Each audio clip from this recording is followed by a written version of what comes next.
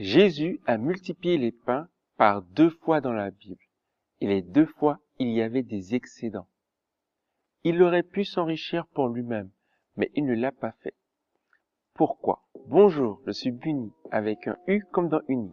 Je veux aider les hommes à se lever dans leur appel avec leurs dons, leurs talents et leurs compétences, afin de faire de toutes les nations des disciples. Si tu es déjà là, n'hésite pas à laisser un j'aime et à t'abonner à cette chaîne, afin d'obtenir du contenu 3 fois par semaine qui va t'aider à devenir un leader, à faire des disciples et à découvrir ton appel. Oui, Jésus, en multipliant les pains, il aurait pu devenir extrêmement riche. Il aurait eu un retour sur investissement sans précédent et sans successeur, parce que il n'avait besoin que de très peu de matières premières. 5 pains et 2 poissons. L'une des fois, et l'autre fois, il avait 5 pains uniquement. Enfin, il faudrait que je relise le passage. Mais bon, je l'ai laissé en sous-titre et tu pourras voir par toi-même. Mais Jésus aurait pu être extrêmement riche. Tu te rends compte? Parce que les gens, ils avaient besoin de sel, d'eau, de farine, non, il n'y avait pas de levain à l'époque.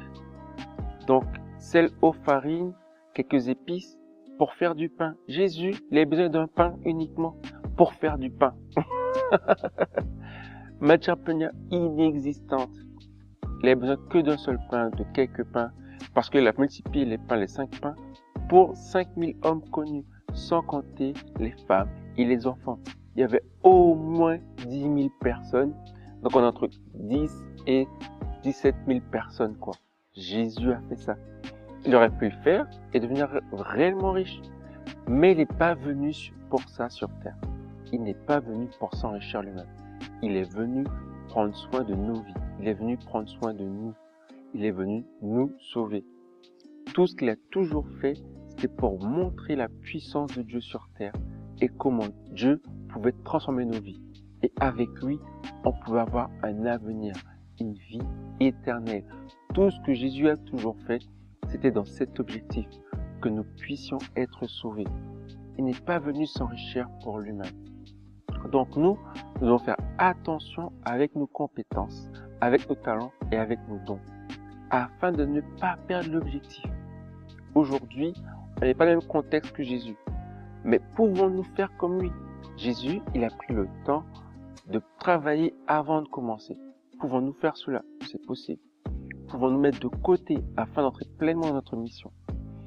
Aujourd'hui aussi, le système des missionnaires qui demande de les soutenir dans leur œuvre, comme a fait Paul. Pouvons-nous faire autrement? Pouvons-nous investir l'argent que nous avons dans de l'immobilier, dans de la bourse, dans d'autres entreprises, afin que ça nous rapporte? Pouvons-nous le faire? En tout cas, ce sont des pistes de réflexion afin que tu puisses voir comment tu peux utiliser ton don, ton talent, ta compétence pour le plus grand nombre, pour que ce soit accessible au plus grand nombre. Parce que c'est une véritable réflexion que nous devons mener aujourd'hui. Aujourd'hui, on ne peut rien faire sans argent. Tu te déplaces, tu t'habilles, tu te loges grâce à de l'argent. Donc, on ne peut pas laisser la question sans réponse. Mais nous avons un Dieu qui est tout puissant. Nous pouvons lui poser toutes les questions.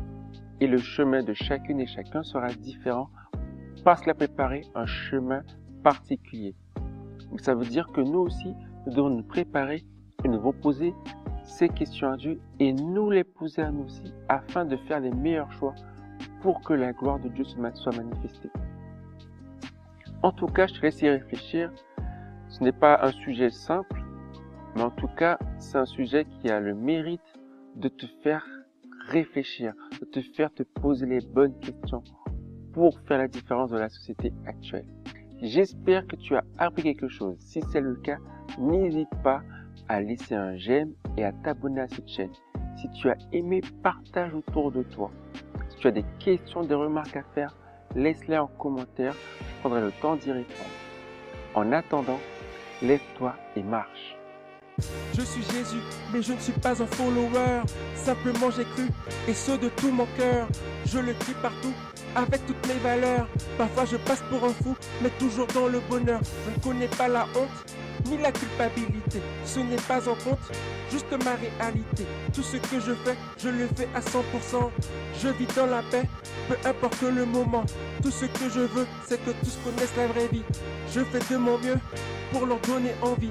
Je parle de famille et d'amis car je suis bien entouré. Je n'ai pas peur des ennuis car je n'ai rien à cacher. Je travaille mon caractère un peu plus chaque jour. Quand je me retrouve à terre, je reste dans l'amour. Je ne suis pas meilleur qu'un autre, je suis simplement moi. Je sais que toutes mes fautes ne sont plus par la foi.